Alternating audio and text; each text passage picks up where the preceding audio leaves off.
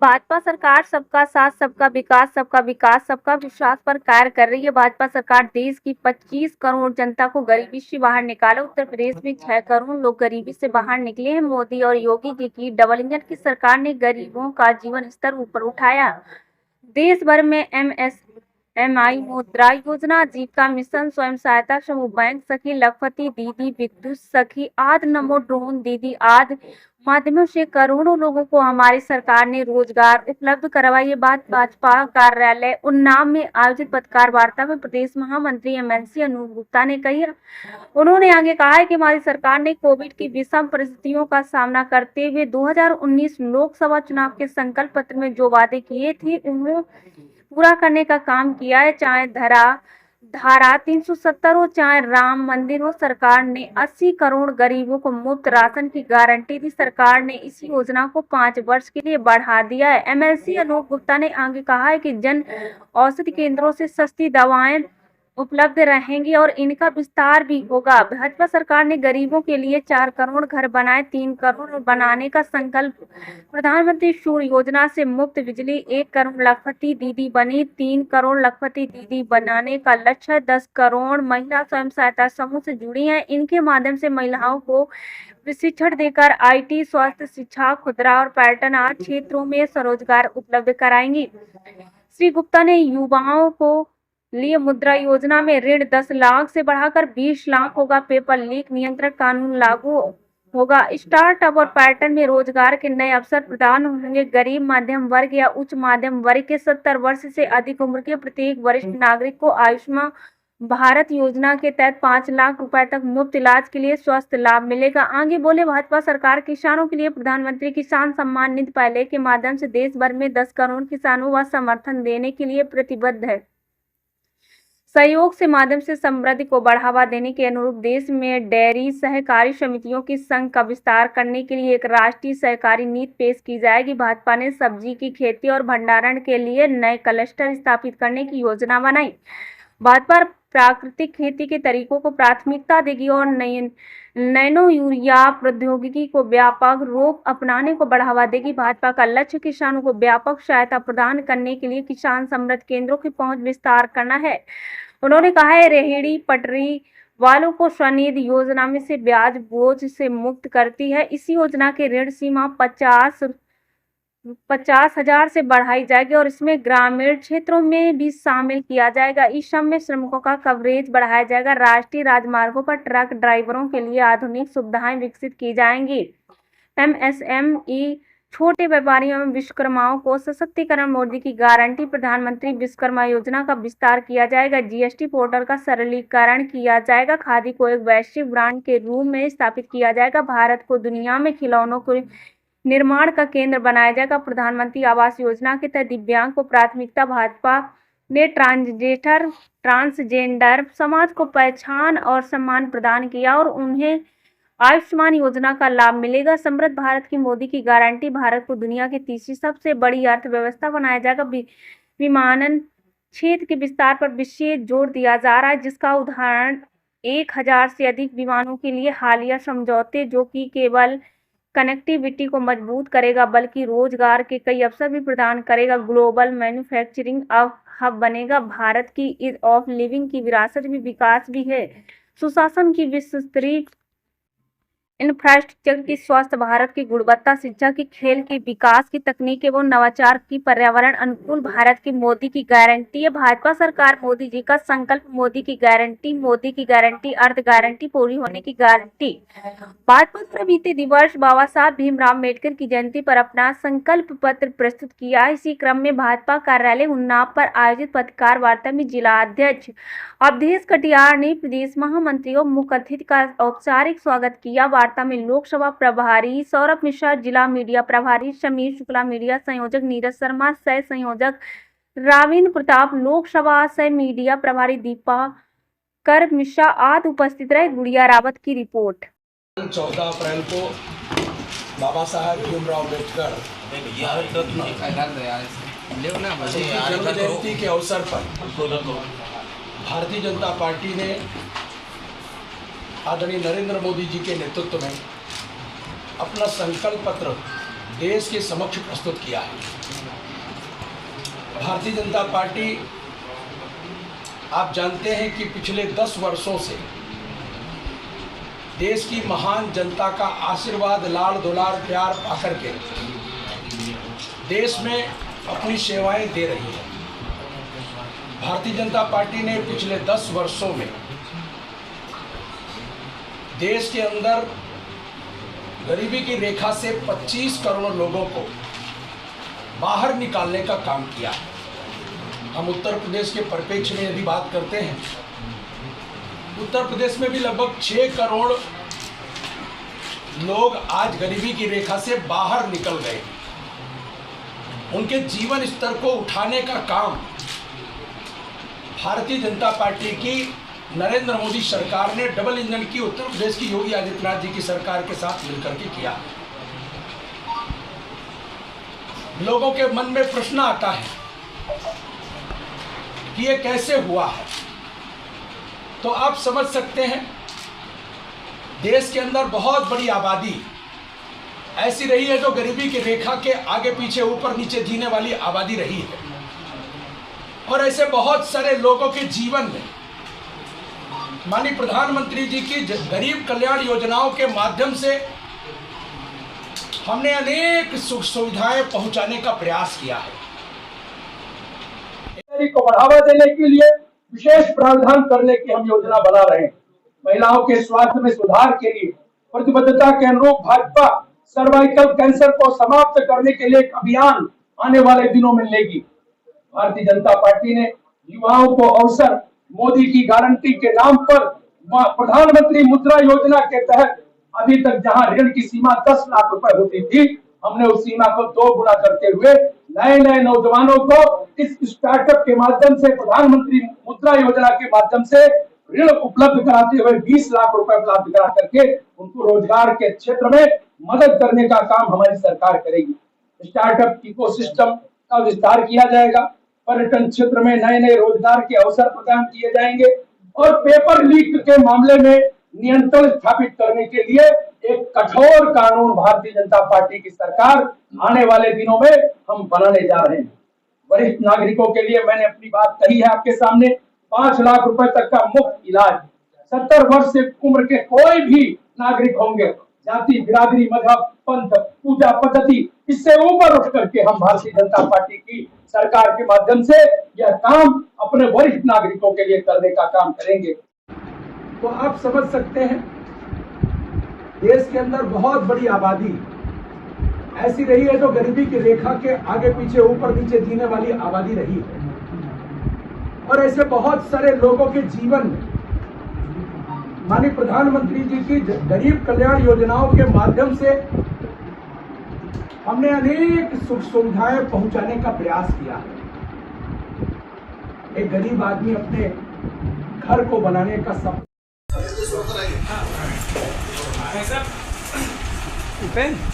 बोतल हटा दो, बोतल हमारे बीच में ये आज की पत्रकार वार्ता के मुख्य प्रेस कॉन्फ्रेंस कर रहे हैं, क्या मकसद है प्रेस कॉन्फ्रेंस? प्रेस कॉन्फ्रेंस का मकसद है भारतीय जनता पार्टी के द्वारा जो संकल्प पत्र भारत की महान जनता की उत्थान के लिए प्रस्तुत किया गया है, उसके संदर्भ में आप सबसे चर्चा संवाद करने। तो सबसे ज़्यादा चर्चा होती है, जिसका विपक्ष भी चर्चा करता रहता है, वो सरकारी नौकरियों का। इसका कोई कालन अगर आपके संकल्प पत्र में सरकारी नौकरी का हो तो वो बता दीजिए। सरकारी नौकरियों का जहां सवाल है, सरकारी नौकरियों के मामले में रेलवे अपने द्वारा जो सरकारी नौकरियां हैं वो निकालती ही है। बाकी आपको भी पता है कि देश के अंदर फेडरल सिस्टम लागू है, राज्य सरकारों के द्वारा विभिन्न प्रकार के विभागों का संचालन कराया जाता है। चूँकि यह देश का चुनाव आम चुनाव है, और इसलिए देश के फेडरल सिस्टम का सम्मान रखते हुए हम राज्य सरकारों के अधिकारों का अतिक्रमण करते हुए उन विभागों की नौकरियों के बारे में इसमें उल्लेख हम नहीं कर सकते, और इसलिए उन राज्यों के माध्यम से हम जो हमारी सरकार की नौकरियां हैं उन पर हम लगातार काम कर रहे हैं। उत्तर प्रदेश की सरकार के द्वारा भी आपने पिछले दिनों देखा है, पिछले 5-7 साल के अंदर भारतीय जनता पार्टी की सरकार ने उत्तर प्रदेश में 6 लाख से ज़्यादा नौकरियां लोगों को मुहैया कराई हैं। हर चीज़ की संख्या इसमें दी हुई है, कितनी दीदियाँ बनाएंगी, ड्रोन सिस्टम, सबकी संख्या है। लेकिन केंद्र के अधीन भी कई विभाग आते हैं, उनमें किसी में भी सरकारी नौकरी का एक भी सिंगल कारण नहीं है। चर्चा का विषय है और अटैक भी कर रहा है विपक्ष आपको इस मुद्दे पे भी। विपक्ष के पास तो देखिए कोई मुद्दा नहीं है। विपक्ष को के पास केवल एक मुद्दा है, मोदी रोको अभियान। उनके पास कोई विज़न नहीं है, भारत को किस दिशा में ले जाना है, भारत को कैसा बनाना है, ऐसा कोई विज़न उनके पास नहीं है। जहां बात अपने नौकरियों की है, मैंने आपको स्पष्ट किया है, भारत के अंदर फेडरल सिस्टम लागू है। फेडरल सिस्टम का सम्मान रखते हुए, उसका अतिक्रमण न करते हुए, भारत सरकार के द्वारा और भारतीय जनता पार्टी के द्वारा जो अपना पक्ष है वो रखा गया है। केंद्र सरकार के द्वारा जो नौकरियां रेलवे विभाग में, अन्य जो केंद्रीय विभाग हैं उनमें जो होती है वो समय समय पर निकलती रहती है। पिछले दिनों भी निकली थी, आगे भी निकलती रहेगी। लेकिन जो राज्य स्तर पर जो ये प्रतियोगी परीक्षाएं हुई, ये लीक भी हुई। आपको मैंने इसी अभी संकल्प पत्र में मैंने आपको जताया है और बताया है कि देश भर के अंदर पेपर लीक नियंत्रण के मामले में जो कानून बनाने का विषय है वह केंद्र सरकार का अधिकार है। केंद्र सरकार आने वाले दिनों में पेपर लीक के मामले में कड़ा कानून प्रस्तुत करने जा रही है। सरकार की नगर व्यवस्था नहीं की गई, खस्ता हाल कर दिया, सड़कें बर्बाद हो गई, क्या कहेंगे? अमृत योजना ने सड़कें खस्ता हाल कर दी हैं। अमृत योजना तो आई है सड़कों को और पूरे शहर को अमृत दिशा में ले जाने के लिए। संकल्प पत्र का एक जो आपने योजनाओं, तमाम योजनाएं हैं संकल्प पत्र में, उन योजनाओं का यदि किसी पात्र लाभार्थी को लाभ नहीं मिलता है तो क्या जो स्थानीय जनप्रतिनिधि हैं, जो भी मौजूदा प्रत्याशी हैं लोकसभा के, उनको क्या आपकी पार्टी के द्वारा निर्देशित किया जाएगा क्या कि मतलब पात्रों को इन योजनाओं का लाभ मिल सके? इसकी भी कहीं चर्चा नहीं संकल्प पत्र में? पूरी पार्टी और पूरी पार्टी का एक एक जनप्रतिनिधि, केवल लोकसभा चुनाव लड़ने वाले ही नहीं, मैं यदि विधान परिषद का सदस्य हूँ तो विधान परिषद के सदस्य के नाते मैं भी उतना ही जिम्मेदार हूँ। भारतीय जनता पार्टी के द्वारा जितनी भी गरीब कल्याण की योजनाएं लागू की जा रही हैं, उसके जो भी पात्र व्यक्ति हैं उनको जाति विहीन व्यवस्था के अंतर्गत, जाति के भेदभाव के रहित हम उनको सभी लोगों को योजनाएं पहुंचाने के लिए संकल्पित हैं। यदि ऐसी कहीं कोई शिकायत प्राप्त होती है तो उसके लिए हम सब कार्रवाई करने के लिए तत्पर हैं। तथा गरीब लोगों को सुरक्षा स्वास्थ्य कवच देंगे। हमने आयुष्मान भारत कार्ड के माध्यम से अनेक नहीं, एक नहीं, दो नहीं, लाख नहीं, करोड़ों लोगों को स्वास्थ्य की सुरक्षा 5 लाख रुपए वार्षिक मुहैया हमने कराया। हमने 4 करोड़ लोगों को पक्के मकान बना करके दिए हैं इन 10 वर्षों में। हमने करोड़ों लोगों को इज्जत घर देने का काम पिछले ही कार्यकालों में किया है। इसलिए हमने जो संकल्प लिए थे उन संकल्पों को सिद्धि तक पहुंचाने का काम हमने पूरा किया है। और हमने कभी राम मंदिर को लेकर के भी पालमपुर अधिवेशन में संकल्प लिया था, उस संकल्प को भी पूरा करते हुए अयोध्या में प्रभु श्री राम का भव्य दिव्य मंदिर बनाने में अपनी भूमिका का निर्वहन भी हमने किया है। काला धन के लिए आप लोगों ने घोषणा पत्र में पिछली बार कहा था, 2014-2019 में किसी शामिल था? निश्चित तौर पर देश के अंदर काले धन को लेकर के एक बड़ी बहस होती रही है और इस काले धन के का सबसे ज्यादा इन्वॉल्वमेंट कई बार राजनीतिक दलों को पैसा देने में, अनाप शनाप नकद पैसा देने में किया जाता था। हमारी सरकार के द्वारा एक प्रयास किया गया था इलेक्टोरल बॉन्ड के तौर पर, कोई भी संस्था लिखा पढ़ी में पैसा देगी, चंदा देना होगा और उसका लिखा पढ़ी में अपने आयकर में रिटर्न दाखिल करना पड़ेगा। हम भी दाखिल करेंगे, लेने वाले भी दाखिल करेंगे और देने वाला भी दाखिल करेगा। इसके माध्यम से हमने जो काला धन था उस पर एक बड़ा कड़ा प्रहार किया है। बाहर जो काला धन उसकी बात कर रहे हैं, देखिए स्विस बैंक में कितना पैसा जमा है, कहाँ जमा है, ये एक इंटरनेशनल संबंधों का विषय है और उस पर भारत की सरकार ने अनेक बार इसके संदर्भ में प्रयास किए हैं और उनके प्रयत्नों के चलते ही आज भारत का बहुत बड़ा जो धन है, जो बहुत सारा राशि है, वो हमारे गरीब कल्याण के लिए खर्च हो पा रही है। ऐसी चीजों में ज्यादा फंड हुआ है। वहां से कितना धन काला लाए 10 साल में? देखिए लाए कितना है काला धन प्रयासों में? देखो भाई, आप इस बात को समझने का प्रयत्न करिए। मैंने कहा आपको ये इंटरनेशनल नीति का विषय हो सकता है। कोई देश कितना बाध्य है उसके यहाँ जो धन जमा है वो हमको वापस जमा करने के लिए, भेजने के लिए। हम उसके लिए इंटरनेशनल पर अनेक प्रयास के प्रयत्नों के माध्यम से, विदेश मंत्रालय के माध्यम से हमने उसके लिए प्रयास जारी कर रखे हैं। और उसका एक बड़ा प्रयास यही है कि अब हमारे पास से कोई काला धन बाहर नहीं जा रहा है। जो चंदा का मामला है कि चंदा तो सार्वजनिक होना चाहिए, इसमें प्रधानमंत्री जी ने कहा ये गोपनीय व्यवस्था है। जब कोर्ट ने हस्तक्षेप किया उसके बाद इलेक्टोरल बॉन्ड मामला सामने आया। बिल्कुल गलत कह रहे हैं आप। कोई गोपनीय व्यवस्था माननीय प्रधानमंत्री जी ने कभी नहीं कहा है। और स्पष्ट है, यदि कोई इलेक्टोरल बॉन्ड के माध्यम से पैसा दिया जा रहा है तो वो उस संस्था के खाते में दिखेगा और जिस पार्टी के द्वारा लिया जा रहा है उस पार्टी के आयकर रिटर्न में दिखेगा। और ये सब कुछ इनकम टैक्स डिपार्टमेंट के पास दोनों के खाते में दिखेगा। इलेक्टोरल बॉन्ड जो व्यवस्था तो सही।